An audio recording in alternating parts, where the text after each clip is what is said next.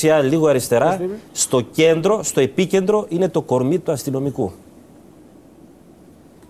Καλή η πολιτική, καλή η τριβή, καλή η θέση, καλή η αντίθεση και η σύνθεση, αλλά στο στόχαστρο αυτή τη στιγμή είναι το κορμί του αστυνομικού.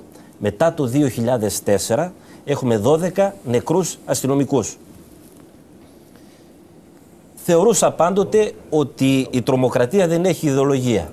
Και επιμένω να το θεωρώ. Ποιος τους στοχοποίησε αυτούς? Θα με απασχολήσει στις τελευταίες κουβέντες μου η άποψή σας για την τρομοκρατία. Όχι. Και θα ήθελα εκεί να με διακόψετε. Ναι, τώρα... Αν σας απασχόλησε, ποιος τους έκανε στόχους αστυνομικούς?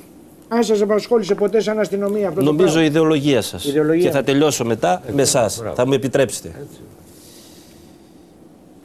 Οι τρομοκράτες αναπνέουν με ένα οξυγόνο, με κάποια πνευμόνια, με κάποια ιδεολογία.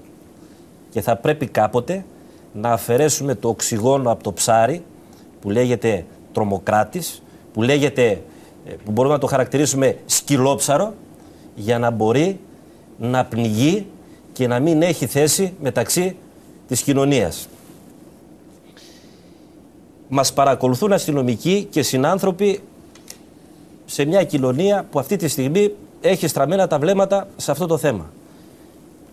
Χαίρομαι πραγματικά την υπομονή τους και θα έπρεπε να έχουν οπλιστεί με πολύ μεγάλη υπομονή να ακούσουν την τοποθέτηση του κυρίου Ραγκούση, η οποία σαν θεωρία είναι πολύ σεβαστή, είδατε την άκουσα με μεγάλη προσοχή, αλλά θα την καταδικάσω με τον χειρότερο τρόπο και θα τον χαρακτηρίσω ως ζωφερό εφιάλτη.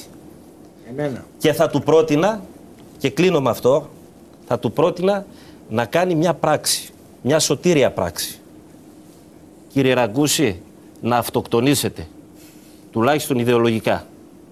Αυτό ήθελα και θα ήθελα να επιστήσω την προσοχή σε όλους όσους μιλάνε δημόσια, διότι επαναλαμβάνω, μας ακούνε πονεμένοι άνθρωποι